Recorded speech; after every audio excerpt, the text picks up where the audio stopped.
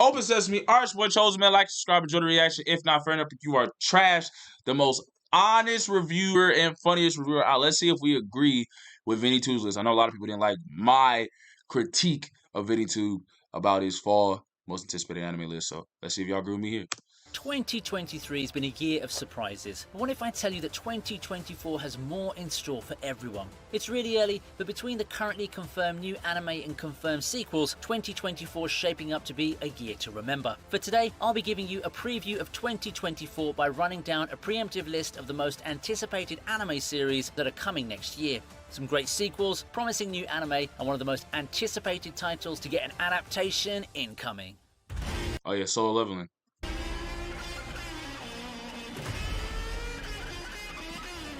Blue Lock, fire anime, fire anime, fire anime, fire anime, fire anime, fire anime. Came out last fall. Amazing.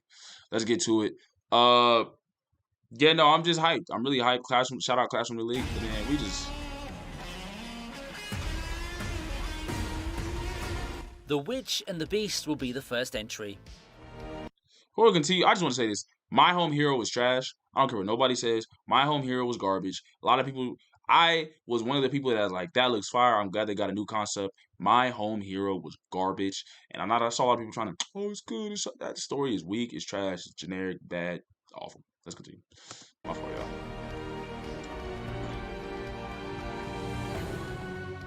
We have here one of the shows looking to set the tone for the year. Set to air in winter 2024, The Witch and the Beast is already looking to be one of the more artistic titles the year has prepared for us, putting us once again in a European setting made familiar to us by the likes of Undead Murder Farce or Vanitas. We can easily infer what to expect in The Witch and the Beast. Shows in these kinds of settings often come with a flair for the dramatic and I'm liking the animation.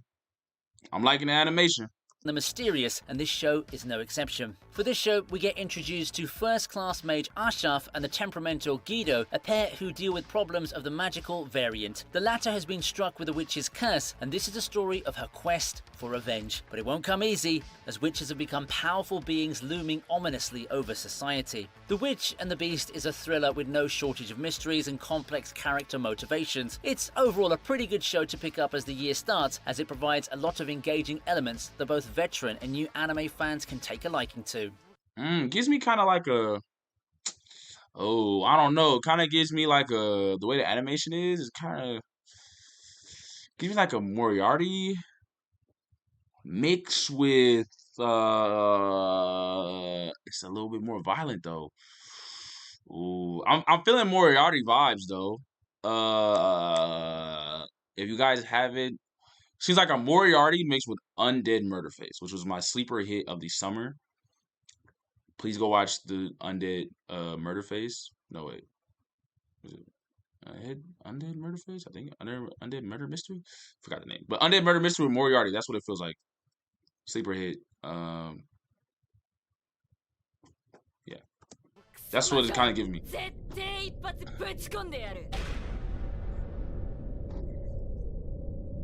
We gotta do a summer hit list though. We gotta do a summer MVPs. Second season of Mashle. セカテリス監獄から凶悪死刑囚6名が脱走しました。その補助をしたのがイノセントゼロ。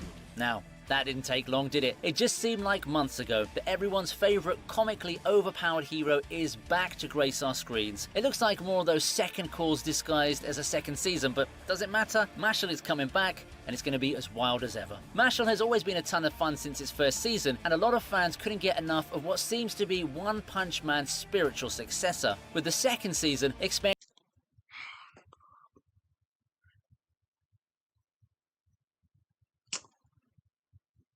I just don't like when he says that because it puts pressure on this anime. This anime is not One Punch Man. This anime is in Mob Psycho. It is a level below both of those.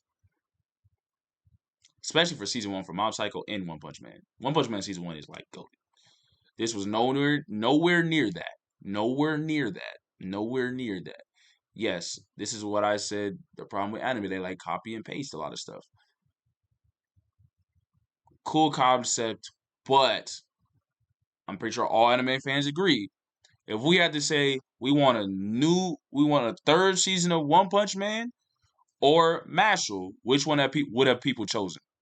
people would have chosen One Punch Man season 3 every day of the week. Mashle is cool. It feels like, oh, we missed One Punch Man, so we'll check this out. It's not bad. It is good. I gave it an 8 out of 10.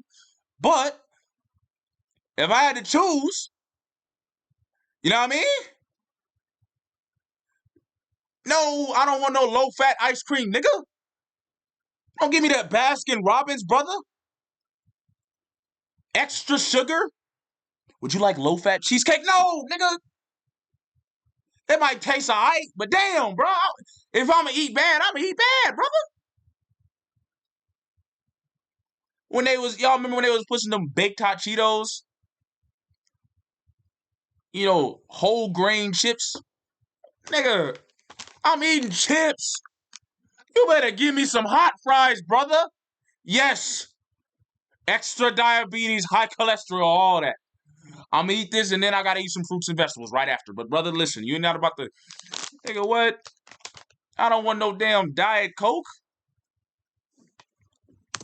More of the same from the show and what made it such an entertaining watch. Mashle is a show that has a simple plot by all means, but the comedy just takes the series to new heights. For a show that seemed to be nothing but dumb fun, it's got some genuinely epic battles, and it could be your show to watch if you're up for some light-hearted excitement.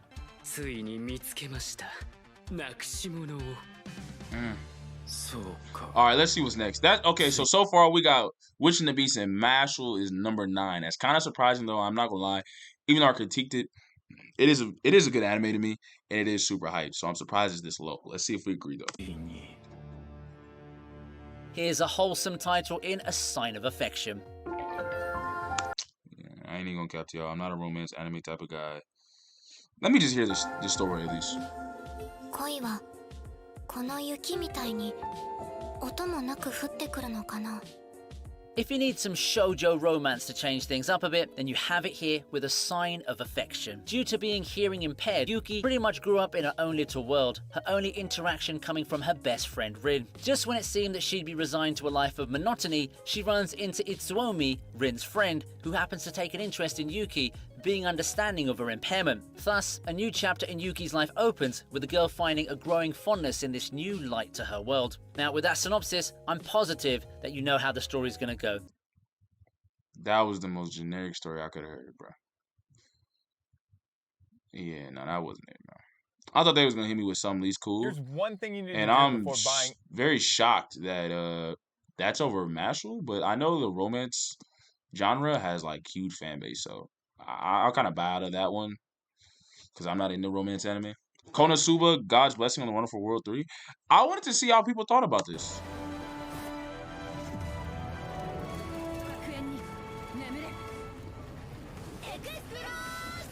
It feels nice welcoming Konosuba back for another run. After what seemed like a very long silence on the anime side of things, things were announced in waves back in 2022. After the spin-off that recently concluded, it's finally time for the big thing, the next season to the main story, and it's coming in 2024. By this point, Konosuba has arguably become a gold standard for isekai comedy. It's always been a popular show that's very unrestrained in what it does, whether it be the lewd and degenerate jokes, the exaggerated reaction faces, and the in-your-face nature of the comedy. That has given it a signature charm that's garnered fans from anime fans everywhere, and it's coming back with a whole array of new jokes and insanity next year. I will say, I stand by my statement. Yo, whoa, pause. Well, I'll pause it at a wow. Yo, this is crazy. This was not on purpose. I did not mean to pause. Yo, I live alone, yo. I had to look back to see if a nigga was walking in. Like, hey, yo, like, whoa. This is crazy, yo. This is not on purpose. Yo, hold on. Fans have been... Okay, my fault, yo. I had to... I did not mean to pause it. Yo, hold on. Wait, hold on. Hear me out. I was not on... I gotta go. Get your stuff. Just go ahead and put your hands behind your back. All right. Yeah, I know. Hey, what? Yeah, they got me in 4K. That was actually.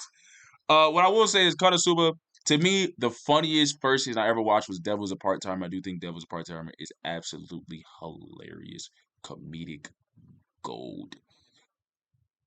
That's the funniest season one I ever watched, but Konosuba is funny too, and I think Konosuba has lasted way better than Devil's a Part-Timer in terms of comedy. So Konosuba is hilarious. I do agree. I think a lot of times some of the Japanese like style of comedy, I'm like, that's not funny to me. Like Gintama is not funny to me at all. And yeah, so this is one of those like, no, this is hilarious. Waiting for this for years now, and it's time for them to have the time of their lives. I agree with the list so far. Konosuba should definitely be over Mashle. 100%. Spice and Wolf is up next for the Hey, yo, relax, Flames, relax. He said that seems kind of tense. Relax. remake treatment. Spice and Wolf.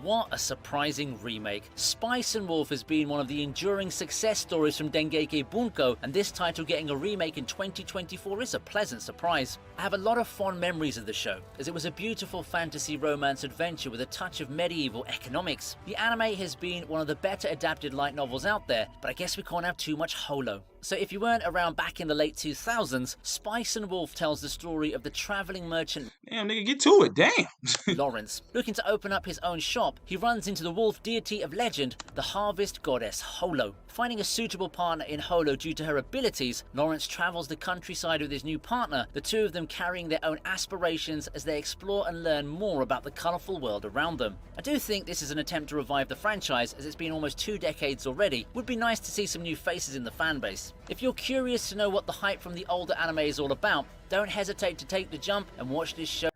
I'm going to say he's capping on that one. I'm going to say Vinny 2 is capping. Konosuba has a lot of hype behind it. There's no way it should be that low. Konosuba should be over that one. Konosuba should not be over this one, no, boy. Y'all know what time it is. From a series that people have been wanting a sequel to into... They remaking it? Oh, Flames, what you know about it? What you know about it? My fault, I moved too fast. What you know about it? Spice and Wolf. Like, it doesn't... It reminded me of, like, a Jobless Reincarnations type animation. Oh, it's a classic? But... Oh, I don't know much too about it, y'all. So, me, I would have said Konosuba, but, you know, Flames would just let me know it is a classic. It does hold a lot of weight, so I'm going to take a step back. Like I said, I'm not too deep in the romance anime, so I don't know too... I'd want them to remake something else. That's fair. That's fair. That's fair. What would you have them remake instead? Put down in the comments. What would y'all want people to remake instead? They just did a remake of Rurouni Kenshin. They just did a remake of a Trigun. You know, so what other remake would y'all want to see? So either give me a Tokyo Ghoul. Oh yeah, Tokyo Ghoul would be crazy. Tokyo Ghoul needs a remake. Soul Eater definitely needs a remake. I think it would be a hit. I think they could expand so much, but I guess the same world is like Fire Force because they're technically connected. So I don't really know that one. Put down in the comments what would y'all want people to remake other than Berserk needs a damn remake, a good one, not 2016. My fault, y'all. I kind of ruined the vibes. All right, here we go. Get back to the show. Next up is Classroom of the Elite Season 3. From a series that people have been wanting a sequel to into 2 sequels in quick succession, Classroom of the Elite has been having a pretty nice run as of late. We was waiting for years. This is why people get so mad. I know, y'all, anime studios, they got to talk about it. It takes a lot to get the anime passed, and they don't know if it's going to be a hit. I know. But when I see animes called Reincarnated as a fucking Sword come back, but we got to wait 10 years for Classroom of the Elite, I'm like, how the hell did somebody pass that, but they couldn't give me Classroom of the Elite? What's going on? What's happening? I don't want no damn Reincarnated as a vending machine, man. Give me Classroom of the Elite, bruh. Man. Then again, with the success of the novels, I do think this 3rd season shouldn't be seen as unexpected when it was announced alongside the 2nd season back then. And it's always welcome to see more of everyone's favourite big brain protagonist back in action. Classroom of the Elite has often been cited as a series that's better read than watched due to the amount of dialogue and how much it relies on getting to know the context and the inner workings of the characters. Still, that doesn't mean that the anime won't be enjoyable. The second season upped the stakes and created a more streamlined narrative, making it a far more enjoyable watch compared to the first one. With the anime team on a roll, we can expect season 3 to follow the same pattern. They better do, with the next season having more cool mental battles in store.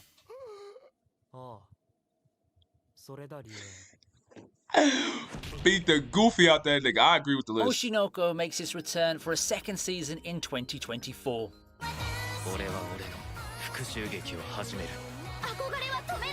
With Oshinoko being one of the biggest anime hits of 2023, it would be a shocker if a sequel was never announced, especially with the cliffhanger at the end of the first season. Thankfully, I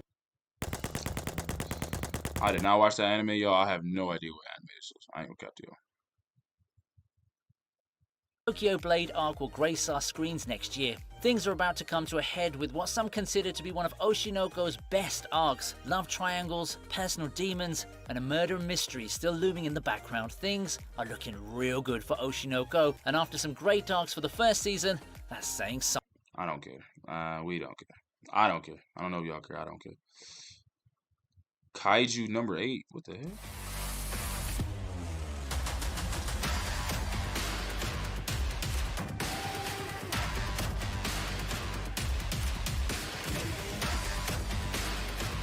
There really is a trend with anime series getting greenlit, it seems. Not so long after getting Chainsaw Man, we have Kaiju number 8 ready to make its mark on the anime world. You can see where this is going. Is it? Nigga took Ghostbusters' whole flow. What the hell? Oh my goodness. It's... Everything else look good. Listen, if the main character don't look cool, it's up. I'm telling you, your main character gotta look cool, bro. Now, can't you? Kaiju number 8 is the story of Gafgar, who's long resigned to being a sweeper, which is exactly what it says. People who dispose of Kaiju remains after the action's done. He long dreamt of being on the front lines and taking on the grotesque monsters himself, but such a dream felt like an insanely long reach. Thankfully, or not, he encounters a parasite-type kaiju, one that attacks him and turns him into a monster. Finally having the power to take on the monster as one of them, Gafgar gives his dream of fighting the kaiju a shot. I ain't gonna lie, he do look cool. He do look cool. Look. One that attacks him and turns him into a monster. Finally having the power to take on the monster as one of them, He do look cool. I take it back, y'all. I take it back. I take it back. I take it back, y'all. He do look cool. I'm sorry. I apologize for my outburst. What did I say about the anime community? We gotta have accountability. I am sorry. I apologize. He look cool as hell. I'm locked in. Gafgar gives his dream of fighting the kaiju a shot. A familiar premise in a familiar setup, Kaiju number 8 seems to be a show looking to build on the success of Chainsaw Man. The story's really fun and the fight scenes are nothing but spectacular in manga form. It's a story that's full of hype moments that just refuses to let you put it down. MAPPA's not the one handling the series in anime form, but I'm positive Production IG can also knock it out of the park with this one. If you've been looking for more monster mashes that's full of high-octane fight scenes, come to the right place. It do look fire. It do look fire. I'm not mad at the list.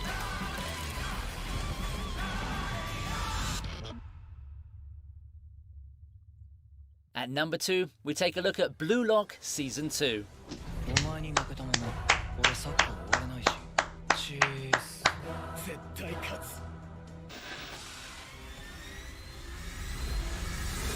True to my expectations, Blue Lock had become one of the hottest sports series out there. I mean, how could it not be though? It's got a unique way of approaching its story. It's not every day that you have a more cynical and darker take on the sports story. Y'all gonna call me a hater, but man, Vinny 2 be hyping up everything, bro. Like, I'm sorry, like, I know he hyped this up too, but he hypes up everything. So I'm like, bro, come on, man. Like, you hype up everything. It's like you literally hype up everything. Like, I can't give you your flowers for being right about this because you hype up everything. Blue Lock had become one of the hottest sports series out there. I mean, how could it not be though? It's got Blue Lock to me is better than Kuroko no Basket. I didn't play Blue Lock. I didn't play soccer, my fault. So because I played basketball, Kuroko no Basket is not realistic at all. So I can't really get behind it whatsoever. because it's not realistic that somebody can't make a free throw or a layup and would be starting on any team, regardless of him middle school and high school. And I stopped watching right before he was training to do it because I was like, this is just so goofy to me. And I think Blue Lock does it better in terms of putting us in the emotional standpoint of feeling all the emotions that even when you aren't talented enough, even when you aren't good enough, and you have to conquer that hope. And I think it plays on our emotions way more than Kuroko no Basket does, in my opinion. But Blue Lock also wasn't the first to break the scene. So like Kuroko no Basket is the one that broke the scene. So obviously Blue Lock is gonna build on that and add its own recipes to it, you know. But that is my biggest, like, I couldn't watch Kuroko. Like, it was just so unrealistic. And obviously it's anime, but it was like ridiculous realistic. Like, I like Haku. Like, I think Haku's better than Kuroko no Basket too.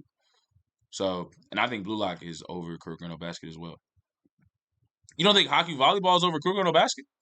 We're gonna have to make a video about that. We're gonna have to debate sports anime. But yeah, no, I got Haku over Kuroko no Basket. I ain't gonna cap to you. I got Haku over Kuroko no Basket, and I got Blue Lock over Kuroko no Basket. 100%. Like, I was like, while I was watching, I had like a flashback of like high school. Like, every intricate story, not even just the main characters, you could get behind and like deeply understand them and have like an emotional connection to them. And all these perspectives that you could just take if you didn't even play sports. You can just take that throughout life, like whatever thing that you worked on, that you maybe try to downplay your skills, or that you had to be the guy and like take the shot, or it's time to take a role, you know, being a leader. And so that is why, like, I really love Blue Lock. Like, I love it with a passion. Like Blue Lock was one of my favorites that I like. It got me deeply invested into the situations because I understood that train of thought heavy. Same things with Haku. Like, Haku did that to me as well. Whereas Kuroko no Basket, from an emotional standpoint, didn't get me. And then watching, I was just kind of like, yeah, no, this is just so unrealistic. This is ridiculous. This is like actually absurd. But yeah. Got a unique way of approaching its story. It's not every day that you have a more cynical and darker take on the sports story, and we're in an era now where that's what a lot of anime viewers like. It also helps that the plot is... What did I tell y'all? The dark tone has taken over. Attack on Titan brought back gore, but not really. Tokyo Ghoul did that, but like Attack on Titan like capitalized on it, because when Tokyo Ghoul fell off, Attack on Titan just like really knocked it out the park. But in 2016, they tried to fight against that gory, dark atmosphere, and then the dark atmosphere genre took over. Dark tones took over. Fairly easy to follow, yet opens the doors to some intricacies that will put our characters to the test. I mean, don't get me wrong, this isn't exactly a sports show that brandishes its realism in spite of doing away with the usual friendship tropes in sports anime and the like, but it does make for a very interesting watch, and Season 2 looks to pick up where the first season left off. We don't have much info on this one yet, but it seems poised for a late 2024 release. 8-Bit's done a decent job at the series so far, and if they can straighten out some wrinkles with Season 1's production, then this ought to be golden. The world's watching, and the expectations are sky high for Season 2 of Blue Lock. Yeah. Heavily fire anime. I love it. To cap things off, we have Solo Leveling. I was gonna say, they gotta be one.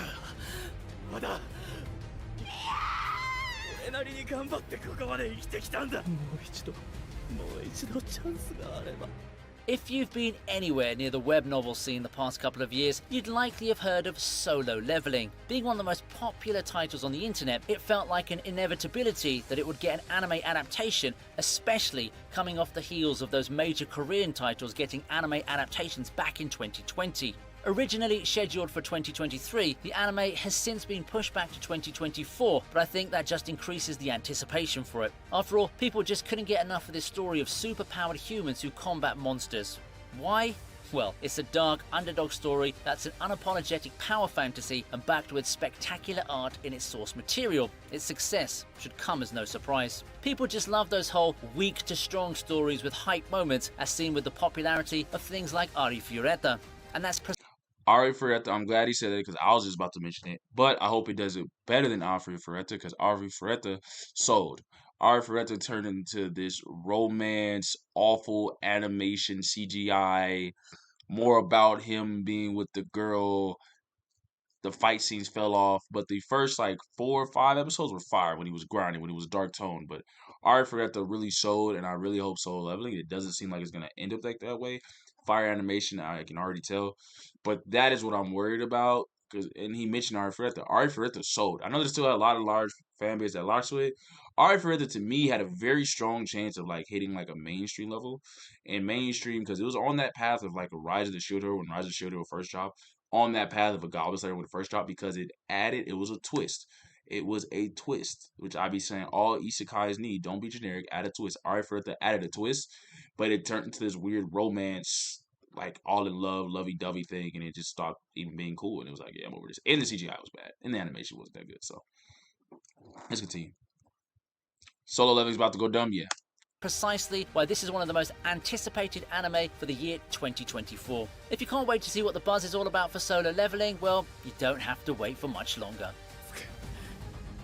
熱く戦おうぜ生きている限りこの上なきゃ熱く強くなれるのならこのふざけたルールにだって従ってやる Yeah, so I agree with the list. I ain't gonna lie, I really agree with the list. I think it was a good list. Obviously some of the anime I don't know. Solo Leveling definitely is the number one most hype. Blue Lock is amazing. Everyone was killing me last time because I was so hot about Pluto being number one, and I stand by it. I don't care what nobody says. Burn the Witch. Okay, you wanted to see Burn the Witch on this list? Okay. I don't even know what that anime is, but shout out Burn the Witch. It's your boy Chosen, man. Like and subscribe. Enjoy my review. Enjoy my reaction. What anime are y'all most hyped for? Y'all top 3. I think everybody, the world's waiting for Solo Leveling, just like the world waited for Chainsaw Man. So let's see. I do think Chainsaw Man Season 1 didn't live up to the hype. I stand by that statement. I don't think its Season 1 is as good as Villain Saga Season 1, as good as Demon Slayer Season 1, or good as JJK's Season 1. I hope that Solo Leveling lives up to the hype, even though I thought Chainsaw Man Season 1 was still good. It just didn't live up to that ridiculous hype that it got. And I'm curious to see if Solo Leveling is going to live up to that ridiculous hype that it's getting right now. And I hope it does, honestly. But it's your boy Chosen. Like, subscribe, enjoy my reaction. Like I said, put down in the comments what anime are you most hyped for and why.